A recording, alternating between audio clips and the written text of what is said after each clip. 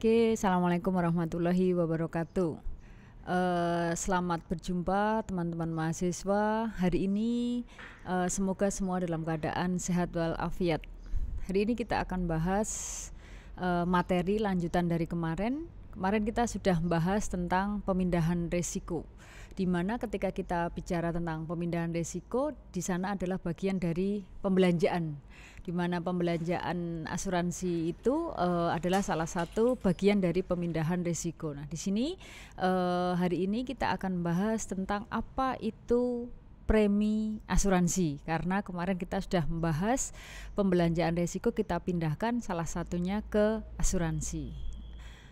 Kemarin kita sudah bicara tentang bahwa perusahaan bisa mengalihkan kerugiannya yang akan ditanggung dengan mengikuti program asuransi. Nah, sekarang sebenarnya apa sih yang ada di asuransi itu? Nah, ketika kita bicara asuransi, yang harus kita ketahui pertama kali adalah tentang premi asuransi.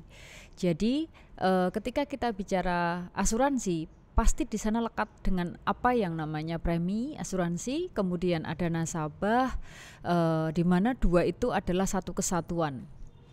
Premi adalah bagian di mana di sana kesepakatan antara nasabah dengan perusahaan asuransi, di mana di sana premi itu menunjukkan pembayaran, bukti pembayaran dari tertanggung kepada penanggung. Tertanggungnya adalah nasabah, penanggungnya adalah perusahaan asuransi. Nah, bukti pembayaran itu biasanya mengikuti dari produk yang akan diikuti oleh nasabah ketika mengasuransikan. Kita harus mengetahui bahwa asuransi itu ada dua jenis besar, dua kelompok besar.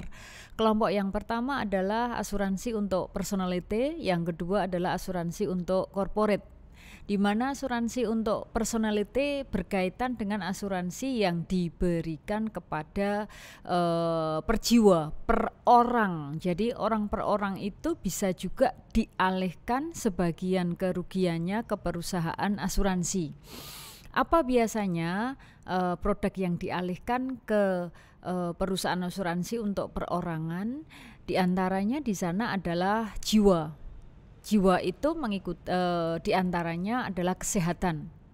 Nah, kesehatan ini biasanya ada dua, kesehatan yang meliputi rawat inap, kemudian rawat jalan, dan kesehatan yang satunya di sana adalah berkaitan nanti ketika terjadi kecelakaan. Mengapa di sana ada rawat inap dan rawat jalan? Karena nasabah di sana berharap ketika suatu saat sakit, bukan berharap sakit ya di sini ya asumsinya ya, tetapi adalah bersiap-siap ketika suatu saat sakit, tabungan yang dimilikinya adalah tabungan yang diinvestkan di asuransi, sehingga ketika sakit berobat tidak perlu membayar uang tunai, tetapi cukup dengan menunjukkan premi tadi. Nah, premi ini nanti akan tercover dalam perjanjian di awal yang namanya polis asuransi. Nah, di dalam polis asuransi itu akan berisi uraian apa? Keterangan. Misalnya nama si X, umur, alamat, pekerjaan, kemudian di sana disebutkan akan mengikuti asuransi apa. Misalnya yang diikuti adalah asuransi kesehatan tadi. Nah, kesehatan itu kesehatan yang mana? Oh, ternyata kesehatannya adalah rawat inap dan rawat jalan. Nah, ketika suatu saat kita atau si X tadi akan periksa ke dokter, dia bisa menunjukkan salah satu yang dikatakan di sana kartu anggota asuransi. Jadi setelah ada perjanjian dengan perusahaan asuransi dengan nasabah, nanti muncul yang namanya di sana yang pertama polis, yang kedua premi, yang ketiga di sana adalah kartu anggota asuransi. Nah, sehingga nasabah ketika periksa ke dokter sesuai dengan coveran atau asuransi yang diikuti tadi, tinggal menunjukkan kartunya. Nah, di sana nanti akan sudah di cover sejumlah biaya. Tetapi di sana juga ada batasannya, bukan kemudian semua penyakit di cover oleh perusahaan asuransi dan semua biaya itu ditanggung oleh perusahaan asuransi. Di sana ada batasannya. Batasannya sudah dijelaskan di polis. Misalnya yang ditanggung setiap kali rawat jalan nilai nominalnya adalah sekian rupiah. Ketika rawat inap yang ditanggung nanti sekian hari dengan kategori kelasnya kelas 1, kelas 2, kelas 3 dengan fasilitas itemnya A sampai dengan Z misalnya. Nah, di sana sudah ada perjanjian di depan sehingga tidak bisa ketika suatu saat nasabah ikut asuransi, ketika suatu saat dirawat inap kelasnya kelas 3 tapi ketika rawat inap minta kelas 1 tapi meminta perusahaan asuransi yang mengcover sepenuhnya. Itu tidak bisa. Sehingga di sana artinya apa? Bahwa premi itu akan dibayarkan mengikuti kesepakatan di depan. Ketika suatu saat dimanfaatkan, nilai manfaatnya itu di tingkat berapa. Ketika ingin kita mendapatkan fasilitas yang lebih baik dan semakin baik, otomatis nominal premi yang dibayarkan juga semakin mahal. Bukan kemudian antara kelas 3 dengan VIP atau kelas 1 di sana biaya preminya sama, jelas berbeda. Nah, disitulah sehingga kenapa premi asuransi itu menentukan ketika seorang nasabah mengikuti asuransi kesehatan jiwa dan perseorangan, mengikuti besarnya premi yang dibayarkan. Apakah hanya asuransi kesehatan saja? Tidak. Jenis asuransi yang lainnya di sana adalah asuransi hari tua atau investasi hari tua. Itu biasanya akan dibayarkan oleh pemegang polis atau oleh nasabah dengan rentang waktu sekian tahun dan akan dicairkan nanti ketika nasabah tersebut sudah memasuki masa pensiun. Preminya bisa dibayarkan tiap bulan, tiap 3 bulan, tiap 6 bulan, tiap tahun. Tetapi ada perjanjian sejak dari awal mengikuti umur X sampai dengan nanti pensiun. Nah, ketika seseorang sudah merencanakan pensiunnya di usia berapa, misalnya saya akan pensiun usia 60 tahun. Nah, berarti nanti ketika ikut asuransi umur 25 tahun pertama kali, berarti dia akan ikut asuransi itu kurang lebih sebanyak di sana 35 tahun. Dengan asumsi bayarnya tiap tahun, ya sudah berarti 35 kali, sekali bayar misalnya di angka 1 juta, 5 juta, 10 juta, atau berapa nominal yang akan dibayarkan. Nah, nominal itu yang akan diterima nanti totalnya di belakang ketika si nasabah sudah memasuki usia pensiun. Kemudian asuransi personality yang lainnya selain kesehatan, hari tua, apalagi di sana ada asuransi pendidikan.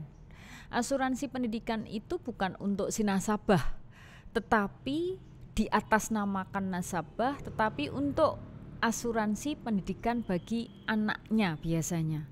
Jadi misalnya ada seorang ibu rumah tangga atau seorang ibu berkarier atau seorang bapak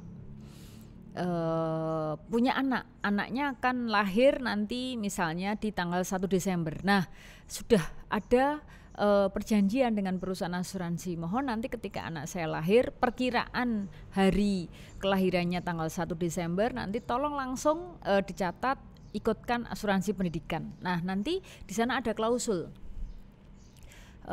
asuransi tersebut akan cair, klaimnya akan cair ketika si anak sudah memasuki usia sekolah, bisa sejak PAUD, bisa sejak TK atau sejak sekolah dasar. Dan nanti biasanya akan dibayarkan hingga si anak itu biasanya yang diikuti oleh para nasabah asuransi itu hingga perguruan tinggi biasanya.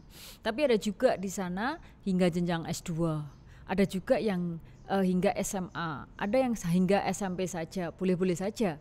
Karena di sana tergantung perencanaan finansial dari si tertanggung, terutama si orang tua. Nah, di sini nanti ketika suatu saat premi tersebut sudah dibayarkan, ternyata qadarullah, takdir Allah berkata lain, bahwa si orang tua entah si ibu atau si bapak yang mencatatkan dirinya sebagai peserta atau nasabah asuransi meninggal, bagaimana? Apakah tetap cair? Tetap cair. Bahkan di sana nanti si ahli waris atau si anak yang diikut sertakan sebagai peserta asuransi tadi mendapatkan waris sebagai ahli waris. Jadi selain mendapatkan biaya pendidikan, nanti di sana juga akan mendapatkan santunan kematian karena orang tuanya entah ibunya atau bapaknya meninggal. Itu adalah beberapa contoh untuk asuransi personality. Sementara asuransi perusahaan atau corporate meliputi apa saja? Di sana juga bisa meliputi asuransi kebakaran. Perusahaan biasanya berhadapan dengan risiko kebakaran, sehingga perusahaan bisa mengasuransikan bangunannya. Apalagi kalau di sana usahanya sangat berkaitan erat dengan risiko terbakar, misalnya bahan-bahan kimia, chemical. Atau mungkin di sana berkaitan dengan barang-barang yang sangat rentan dengan api. Apapun itu, entah kertas, entah konveksi, entah produk-produk lain, plastik, itu sangat rentan sekali dengan plastik. Nah, sehingga pabriknya itu akan sangat tepat jika diikutkan dengan produk asuransi kebakaran, sehingga suatu saat ketika terjadi resiko kebakaran, perusahaan asuransi yang akan mengganti kerugian akibat terjadinya kebakaran tersebut. Dan itu pun juga tidak akan dibayarkan sepenuhnya, semuanya tergantung di sana perjanjian di depan, apakah yang akan dibayarkan oleh perusahaan asuransi jika nanti suatu saat perusahaan mengalami risiko kebakaran. Biasanya akan dihitung dari total kerugian tersebut yang masuk klausul daripada yang bisa diganti oleh perusahaan asuransi apa saja. Selain itu, perusahaan juga bisa mengcoverkan risiko ketika terjadi perampokan, ketika terjadi perusakan, ketika terjadi di sana korupsi. Ada perusahaan-perusahaan yang mau mengcover itu, tetapi besarnya nominal tentunya di sana lebih besar daripada nilai yang harus ditanggungkan.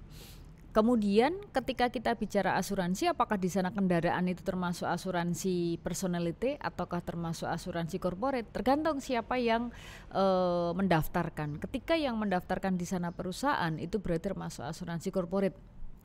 Artinya apa? Kendaraan-kendaraan yang ada di perusahaan semua diasuransikan. Suatu saat ketika kendaraan tersebut mengalami kecelakaan, berarti kendaraan tersebut akan di-cover oleh perusahaan asuransi. Sama juga ketika personality, dia memiliki sepeda motor, dia memiliki mobil, kemudian diasuransikan ke asuransi kecelakaan. Bisa juga ketika suatu saat terjadi kecelakaan sehingga langsung yang mengcover adalah perusahaan asuransi, di mana semua yang sudah saya jelaskan tadi itu terjadi karena faktor ketidaksengajaan. Tidak boleh mengklaim asuransi tapi karena sengaja menabrakkan diri, karena sengaja dibakar, karena sengaja kita mengaku-ngaku sakit padahal tidak sakit, dan lain sebagainya yang semua klausulnya disengaja, itu tidak bisa. Asuransi